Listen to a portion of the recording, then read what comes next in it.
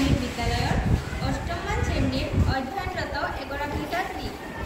বিকশিত ভাৰত বিলেখন 2025-ৰ আধাৰত আমি বাছি লোৱা প্ৰকল্পটোৰ বিষয়বস্তুটো হ'ল কীট-পতংগৰ দ্বাৰা খাদ্য-শস্যৰ ক্ষয়ক্ষতি আৰু তাৰ প্ৰাকৃতিক নিৰাময়। আমি বাছনি কৰা প্ৰকল্পটোৰ উদ্দেশ্য হ'ল পূৰ্বৰে পৰা অসমৰ কৃষি বিভাগে কীট-পতংগ নিয়ন্ত্ৰণ আৰু সজাগতা সৃষ্টিৰ বাবে অভিযান চলাই আহিছে।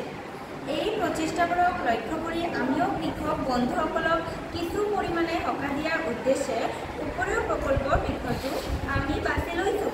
কীট-পতংগৰ পৰা হ'ব পৰা সম্ভাৱ্য ক্ষয়ক্ষতিৰ পৰিমাণ নিৰীক্ষণ কৰি উপযুক্ত প্ৰাকৃতিক নিৰাময়ৰ ব্যৱস্থা কৰিব পৰা যায়। লগতে এই প্ৰকল্প আৰু ব্যৱস্থাসমূহে কীট-পতংগৰ পৰা খাদ্য-শস্যৰ ক্ষয়ক্ষতি ৰোধ কৰি অসমৰ কৃষিখণ্ডৰ উৎপাদনশীলতা আৰু বহনক্ষমতা বঢ়োৱাত গুৰুত্বপূৰ্ণ ভূমিকা পালন কৰিব। অসম এখন কৃষিপ্ৰধান ৰাজ্য, য'ত কৃষি উৎপাদনৰ এক বৃহৎ অংশ খেতিয়কৰ পৰিয়াল আৰু গুদামত মজুত ৰখা হয়।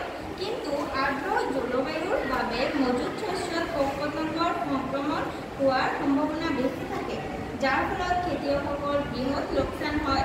এই প্ৰকল্পটোৰ জৰিয়তে আমি ক্ষেত্ৰভিত্তিক অধ্যয়ন কৰি পোক-পৰুৱা বা আন বিভিন্ন ধ্বংসকাৰী অনুজীৱবোৰক প্ৰাকৃতিকভাৱে নিৰাময়ৰ কাৰণে উপায় বিচাৰি উলিয়াম। ধ্বংস কৰা প্ৰধান পোক-পতংগ: ধানৰ মাজৰ পোক ৰাইচ উইভিল, দাইলৰ গুটিত খোৱা পোক পাল্ছ বিটেল, ময়দাৰ মাজৰ পোক ফ্লৰ বিটেল।